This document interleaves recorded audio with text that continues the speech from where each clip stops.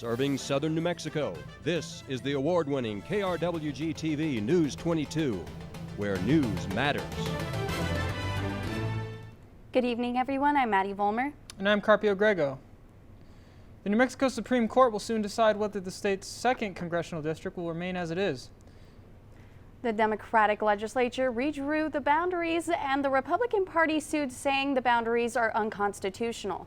On October 6th, an appeals court judge approved the boundaries. He said they are fair enough for Democrats and Republicans. The second district has been mostly held by Republicans, but in 2022, Democrat Gabe Vasquez defeated Yvette Herrell by 1,300 votes. The case goes before the state Supreme Court on November 20th. And it was a beautiful day today. Alcati, what can you tell us about the weather? You're definitely right, Maddie. Today was very beautiful. So skies are mostly sunny. Our temperature is at 86 degrees. Winds coming at you from the south at 4 miles per hour. Humidity at 16%. Dew point at 34 degrees and a barometer of 30.18.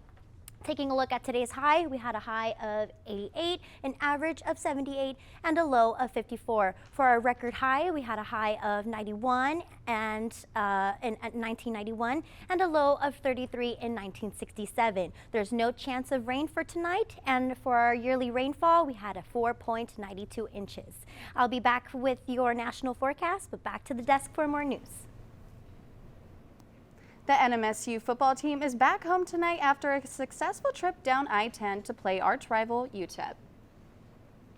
It was the 100th meeting between the teams and the first time in more than 60 years they're in the same conference. News 22's Natalia Fernandez has more. Picks were up and cowbells were ringing at the 100th Battle of I-10, a long-standing annual tradition between rivals UTEP and NMSU. Ruby graduated from UTEP, and her daughter is now a New Mexico State Aggie, and they're both diehard fans for their teams. Cowbells or no cowbells, we're going to win. I think the Aggies really have the heart, and they really want to win, and I'd say that's really all that matters.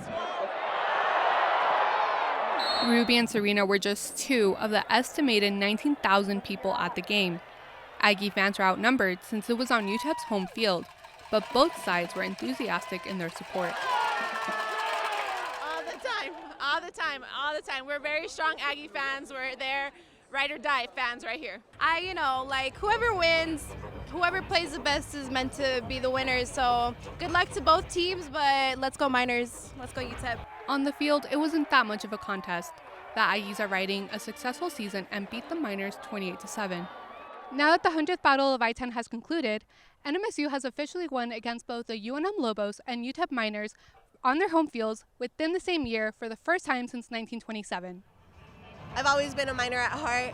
Respect to the Aggies. They killed this game. They did really, really well. But I'll always be a Miner at heart. In the Martinez household, Ruby was a bit disappointed, but it's still good-natured competition. My love goes to NMSU, right? Despite having 3 children, you don't wear a shirt for once. To NMSU, yes. Though it doesn't stop healthy familial bickering. Absolutely. She starts it. No, I don't.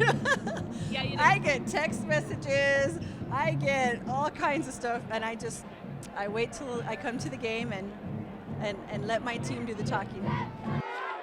But the Miners didn't do much talking on this night. We're honestly just fine. Once in a while we'll be a little mean to each other, but for the most part we're good. We're good. But Serena was just a little bit better. Natalia Fernandez. Go Aggies. Go Miners. News 22. Fisher-Price is recalling thousands of popular toy trains because of a choking risk. The recall involves roughly 21,000 of the Thomas & Friends wooden railway troublesome truck and crates, as well as the Thomas & Friends troublesome truck and paint toys. A small plastic piece can come off and pose a choking hazard and swallowing hazard.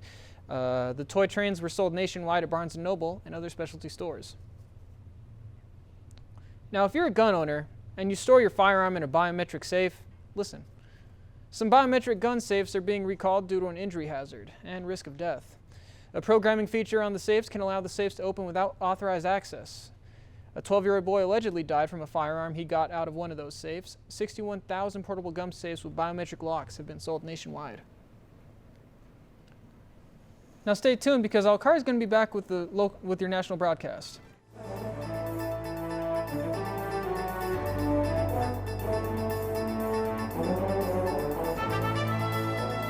Welcome back. You're watching News 22 Thursday. Where news matters. Now, Maddie, it's been pretty scorching hot for mid-October. Yeah, but not as hot as Arizona. So, Alcari, what can you tell us about the rest of the nation? Thank you so much, Maddie. So taking a look at our national map, it is starting to get a little cooler here in the northeastern and north areas, and it's still very, very warm here in the southern areas and Land of Enchantment. It is also 104 in Phoenix. Isn't that crazy? Taking a look at my next map, these are our current dew points. Heavy moisture is seen in the northeastern areas, west areas, and east coast areas, except the southern areas. Taking a look at my last map. Tropical storm Tammy is hitting all the Caribbean islands like San Juan, Bermuda at 70 miles per hour, 60 miles per hour, and 85 miles per hour. That's all I have for your national forecast. I'll be back with your local forecast after the break.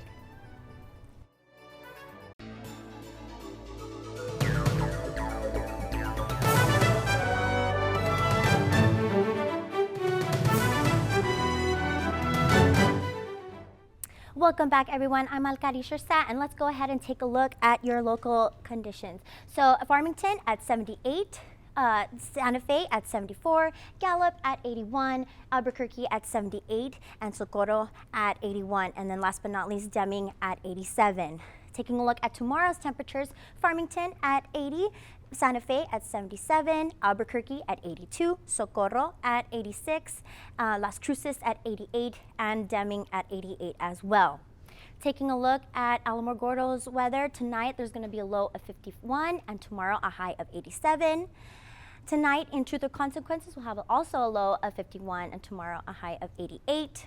Tonight in Silver City we'll have a low of 49 and a high of 84. And last but not least, Las Cruces, tonight we'll have a low of 54 and a high of 88. That's all I have for your local temperatures. I'll be back and end the show with your 5-day forecast. Back to the desk for more news. KRWG-TV News 22 Sports.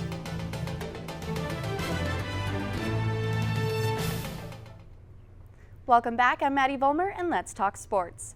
The Aggie football team is celebrating tonight after their third straight win, leaving them 5-3 so far this season. Last night, the Aggies battled the UTEP Miners, beating them 28-7. Quarterback Diego Pavia threw for 186 yards and 2 touchdowns, both of which went to senior tight end Thomas Whitford. Running back Monte Wilkins also had a great night as he produced the first 100-yard rushing game of his career. The Aggies' defensive line continued its strong play as they came up with 4 sacks during the night. The Aggies are on the road again, traveling to Louisiana to play Louisiana Tech on October 24th. And today, New Mexico State Athletics announced in conjunction with Learfield Sports Properties that A Mountain Sports will be the official name, image, and likeness collective of the New Mexico State Aggies. A Mountain Sports NIL Collective has created opportunities to facilitate and support New Mexico State student athletes, providing networking opportunities, business connections, and to ensure success. A Mountain currently partners with 50 student athletes, however, they are wanting to grow that number annually.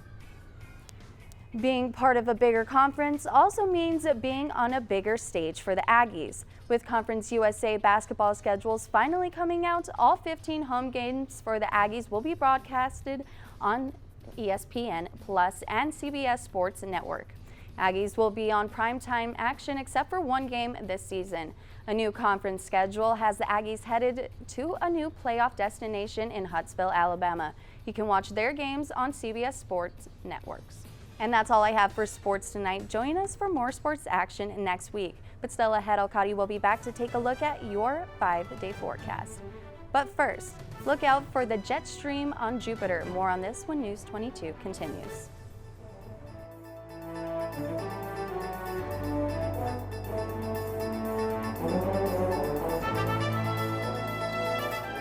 Welcome back. Let's take a look at our top stories. The NMSU football team is celebrating tonight after a dominant win in their trip down I-10 to play the arch-rival UTEP Miners. Amazon is planning to expand its drone delivery service across the U.S. And self-driving cars are becoming more common, but as a result, federal investigators do want to ensure that they are safe. The giant planet Jupiter is even stranger than scientists thought. Indeed. Now, the James Webb Space Telescope found a narrow jet stream traveling at about 320 miles per hour. That's twice the strength of a Category 5 hurricane, and NASA says the jet stream spans more than 3,000 miles and is located about 25 miles above the clouds in Jupiter's lower stratosphere. Now, this picture was actually taken in July last year, but scientists had to analyze the data to figure out what exactly they had. Now let's go to Alcati to take a look at that 5-day forecast.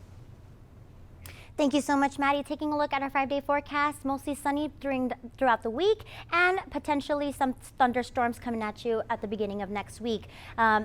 Mid to low 80s throughout the week for our highs and low 60s and mid 50s for our lows. That's all I have for your 5-day forecast. Back to the desk. And that's all for News 22 Thursday. Thank you everyone for joining us tonight. I'm Maddie Volmer. And I'm Carpio Grego, and from the whole crew here, me, myself, Maddie, and Alcari, good night. You stay classy, Las Cruces.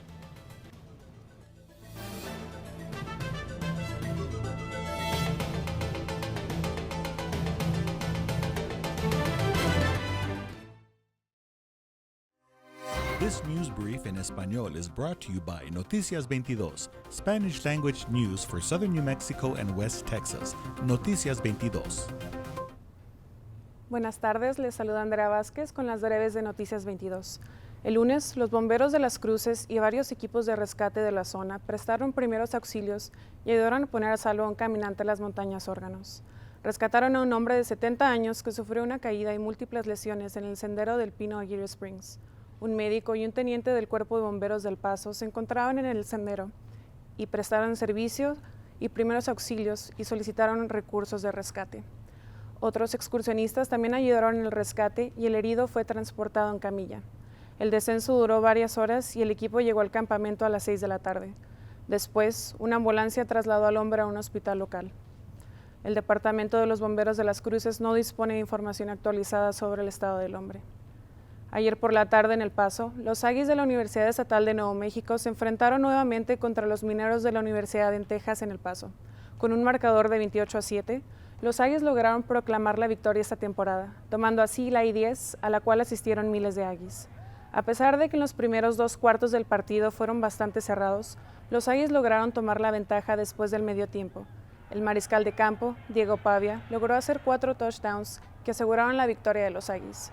La ofensiva no fue la única estrella de la noche, sino también la defensa de NMSU, quienes lograron frenar a los mineros y generarles bastantes dolores de cabeza.